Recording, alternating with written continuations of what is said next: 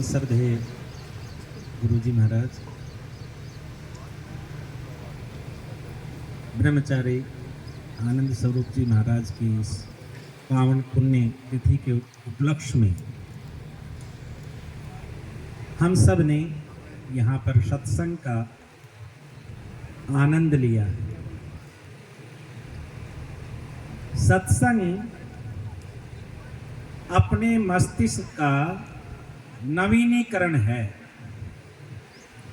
जैसे अपने driving licence को और दूसरे डॉक्यूमेंट्स को हम रिन्यू करवा के लाते हैं, ऐसे ही ये सत्संग है, ये अपने मस्तिष्क का नवीनीकरण है। अभी काफी लंबे समय से हम सब ने बहुत ही सुंदर पवित्र भजनों का श्रवण किया है। इस सत्संग के श्रवण से हमारी जो मन स्थिति है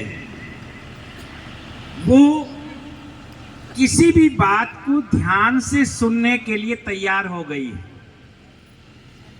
मन का कचरा साफ हुआ है और कहते हैं कचरा ही है खतरा। कचरा चाहे गली में हो, चाहे नाली में हो, मंदिर में हो, अंदर में हो, बाहर में हो, भीतर में हो, यहाँ तक कि चाहे दांत में हो, चाहे आंत में हो, हाथ में हो, चाहे नाक में हो, गात में हो, चाहे साथ में हो, कचरा ही है खतरा। अभी हम सब मिलकर के शांति से श्रवण कर रहे हैं। आंख में एक छोटा सा कण गिर जाए, कचरा गिर जाए, शांति से नहीं बैठ सकते। और अच्छा, आंख का कचरा तो साफ हो सकता है, आई स्पेशलिस्ट से दिखा लेंगे, डॉक्टर से साफ कर देगा। दांत का कचरा भी साफ हो सकता है, दंतिस्ट से दिखा लेंगे। आंत का कचरा भी साफ हो सकता है, नेचुरोपैथी में एनिमल आएंगे। हाथ का कचरा भी साफ हो सकता है, गात का कचरा भी साफ हो सकता है, लेकिन माथ का कचरा साफ कौन करेगा? सब तरह के क्लिनिक मिल जाएंगे, लेकिन यहां मस्तिष्क की सफाई की जाती है, ऐसा कोई क्लिनिक नहीं मिलेगा। ये मिलेगा तो केवल गुरुजी महाराज के शरण में मिलेगा, ऐसे सत्संग में मिलेगा। सज्जनों, मस्तिष्क में कचरा कहां कहां से जाता है? मस्तिष्क में कचरा जाने का मार्ग क्या है? शरीर में जो कचरा जाता है वो मुख से जाता है, नासिका से जाता है, लेकिन यानी आहार के द्वारा जाता है। जो हम कोई भी आहार करते हैं, भोजन करते हैं, उसके माध्यम से जाता है या श्वास के माध्यम से जाता है। लेकिन जो मस्तिष्क में कचरा है, उसका जाने का जो मार्ग है वो 3 मुख्य बताए। कौन कौन से? पहला मार्ग है वो आपकी आंख है। आंख से हम देखते हैं। दूसरा मार्ग कान है, कान से सुनते हैं। अब जैसा हम देखते हैं वैसा ही हमारे मन के अंदर वृत्ति, विचार बनता है, और जैसे विचार बन गए वैसे ही हमारे संस्कार बनते हैं, और जैसे संस्कार बन गए वैसे ही हमारे परिवार बनते हैं, और संस्कार और परिवार अच्छे हो गए तो संसार अच्छा हो गया। सारा खेल तो विचार का है, भाव का है। भावपूर्ण, भाव की स्वीकृति ही भाव है। भाव क्या है? भाव मतलब है क्या है? एक है, एक यह, एक वह है। अस्तित्व, अस्तित्व है। ये सारा संसार है, उसकी स्वीकृति मेरे अंदर हो गई, भाव की स्वीकृति की निरंतरता हो गई। उस परमपिता परमेश्वर की स्वीकृति हो गई, उसकी अनुभूति में जीना आ गया। इसी का नाम है आनंद। वेदना विहीन मन स्थिति का नाम तो शांति है। जैसे अब कोई भी वेदना देने वाला, दुख देने वाला, पीड़ा देने वाला विचार अपने पास नहीं है, तो हम सुखानुभूति कर रहे हैं, शांति की अनुभूति कर रहे हैं। और जब कान के द्वारा कचरा आना शुरू होता है और उसमें हम रस लेने लग जाते हैं, किसी की निंदा, चुगली या कोई हल्की बात कोई दूसरा बताए, उसमें रस लेने लग जाओ, तो समझो अपने मस्तिष्क में हम कचरा डाल रहे हैं और वो कचरा हमें पीड़ित करता है, परेशान करता है। क्योंकि उसका नियम है कि वो अंदर खटाता नहीं है, क्योंकि स्वभाव नहीं है ये अंदर रखना। अंदर रखना तो स्वभाव है सद्विचार। हमारा जो स्वभाव है वो है शांति का, सुख का, आनंद का, संतोष का। और हम भाव को और स्वभाव को छोड़ देते हैं, अपने स्वभाव से हट जाते हैं, तो दुख शुरू हो जाता है। जैसे शांति से हम पूरी जिंदगी रह सकते हैं, क्रोध में एक पल गुजारना मुश्किल हो जाता है। जब हम क्रोध करते हैं, गुस्सा करते हैं, उस समय कितना पीड़ित होते हैं, कितने दुखी होते हैं, कितने परेशान होते हैं, ये हम सत्संग में आकर के ही महसूस कर पाते हैं। अब देखो, गलती दूसरा करता है, गुस्सा हम करते हैं, क्रोध हम करते हैं, तो दूसरे की हुई गलती की सजा स्वयं लेते हैं। गाड़ी दौड़ करके आई उधर से टेंट का सामान लेकर के, अब वो तो बेचारा जल्दी में था, जल्दी से मैं लगाऊं, जल्दी से गद्दे बिछाऊं, साथ में धूल आ गई और कूलर से सारी धूल इधर फेंक दी। अब उनकी जितनी बुद्धि थी उन्होंने काम किया, वो अच्छा करना चाहते थे, वो अपने को धूल में डालना नहीं चाहते थे। लेकिन हमने क्रोध किया और उस पर चिल्ला पड़े, तो दोष किसका, अपना है कि उसका है? बताओ जी। अरे वो तो अपना भला करना चाहता था, छाया में बैठाना चाहता था, गद्दों पर बैठाना चाहता था, कूलर की हवा देना चाहता था। वो धूल नासमझी के कारण आ गई और उसके कारण गुस्सा मैं कर रहा हूं, तो ये मेरी दोष है। देखिए सज्जनों, हम कई बार ऐसा सोचते हैं कि ये मेरे को बड़ा दुखी करता है, ये मेरा दुख देना चाहता है, मैं इसके कारण बहुत दुखी हूं। सास बहू के कारण दुखी, बहू सास के कारण दुखी, कर्मचारी अपने अधिकारी के कारण दुखी, अधिकारी कर्मचारी के कारण दुखी, जनता सरकार से दुखी, सरकार जनता से दुखी। ना समझी, सारा खेल ना समझी। एक सूत्र है, बिना स्वयं के दुखी हुए कोई किसी को दुखी कर नहीं सकता। दोहरा सकते हैं आप इसको, बोल के देखो। बिना स्वयं के दुखी हुए कोई किसी को दुखी कर नहीं सकता। बोलिए जरा।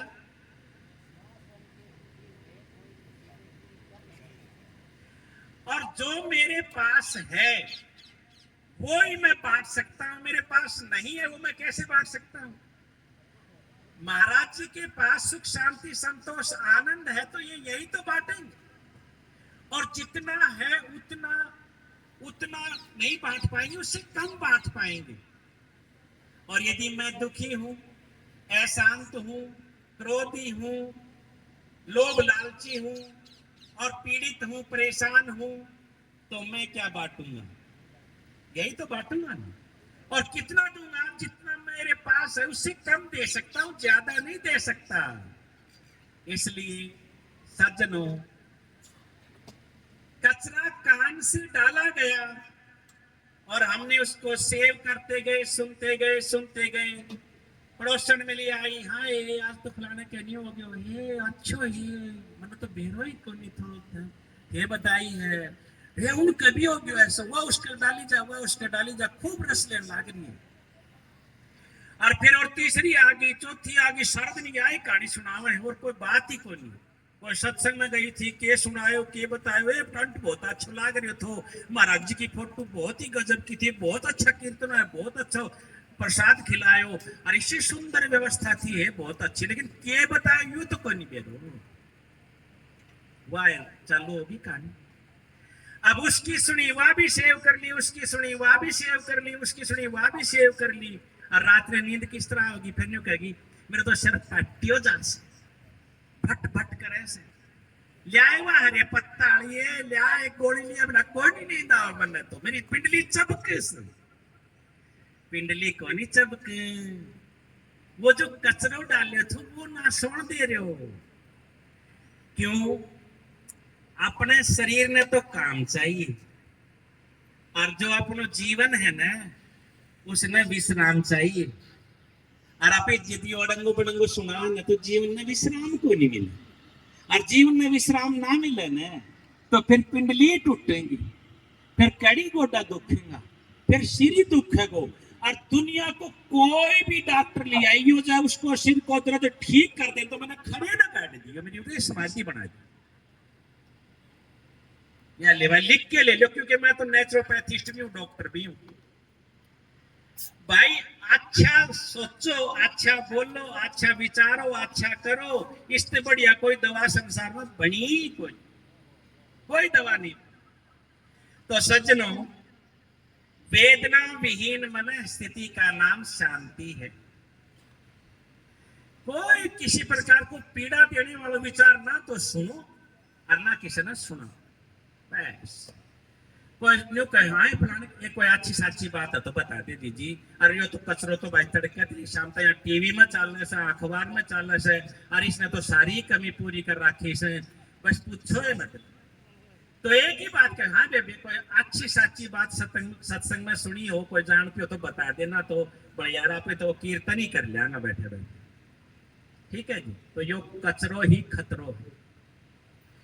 संतोष क्या न कहें, संतोष संतोष उन कहें कि जो अभाव कोई अभाव हो जाए, मन में किसी प्रकार को अभाव ही ना हो, मेरे पास बहुत ज्यादा है, भगवान ने बहुत दियो है, रोटी खान खातर इतना क्यों पड़ा है, हमारा सापड़ी ही पड़ेगा सारी साल, परमात्मा ने हवा इतनी दे रखी कितनी ले लो, जल तुम बाहर रखे कितने पी लो, और भाई इतना ही मार तो वस्त्र पड़ा है, मार तो क्या ही की कमी को नहीं, सब के मैं भगवान को दियो, भगवान को दियो, सब कुछ है। यह जो भाव स्थिर हो जाए अपने अंदर, मारा कोई कमी को नहीं, दाता इतना दीजिए जा मैं कुटुंब समाए, मैं भी भूखो ना रहूं, मारो अतिथि भी भूखो ना जाए, बस यो भाव जब आगे उन्हें, तो उसने कहा भाई यो आदि बड़ो संतोषी। देखिए कलेश, आतंक, द्वेष, संग्रह, अज्ञान, दुख शांति असंतोष, दुख अशांति असंतोष, वो जो मुख्य कारण है ना वो सारो है, वो अज्ञान है। और संग्रहवादी जो मानसिकता है ना, मैं इकट्ठो कर लूं, मैं उसको भी ले लूं, इसको भी ले लूं, उसको भी ले लूं, इसी तरह अशांति खत्म हो है, इसी तरह असंतोष हो है, इसी तरह दुख दर्द पीड़ा हुए है, और संसार में जितनो आतंक छाए हो वही कारण है।